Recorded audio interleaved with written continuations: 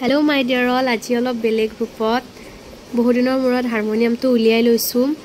মানে আজি 10 দিন মান আগত জ্বৰ হৈছিলে হয় মাত ঠিকই হোৱা নাই তো ভাবিলো অকমান ৰিৱাজ কৰিলে কি জানি ভালে হয় নাই ভালকে গাবও পৰা নাই বহু দিনৰ মূৰত পিন ব্লগ দিছো আজি তাৰ পিছত মায়ে কাম কৰা মানুহ এজন আছিল বাবে ভাত বাঢ়িবলৈ দিলে মায়ে লাওৰাগ এফালে কলডিল আৰু দালি বনাইছিলে লগতে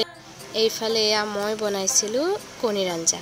ককাৰ অনুপস্থিতিত ঘৰখন একেবাৰে খালি খালি হৈ গৈছে আৰু সেইভাবে মোৰো মিনি ব্লগ দিবলৈ বা এইবিলাক কৰিবলৈ একেবাৰে ইচ্ছা নাছিলে আৰু এয়া চাওকচোন বহুত বছৰৰ মূৰত আসলতে মই এটা বস্তু পালো কাৰ কাৰ ঘৰত আছে কমেন্ট কৰি জনাবচোন নচলে বাৰু তথাপি মই ককাৰ স্মৃতি হিচাপত লগতে ৰাখি থৈ দিছো সন্ধিয়া মই এঠাইত উলাই গৈছিলো আৰু এয়া চাওকচোন ৰাঙলি বেলিটো ইমান সুন্দৰ লাগিছিল লগতে হেউজিয়া পথাৰখন কিন্তু চকুৰে যি দেখিছো হে আপোনালোকক দেখুৱাব নোৱাৰো বাৰু কেমেৰাত ইমান ধুনিয়াকে নেদেখি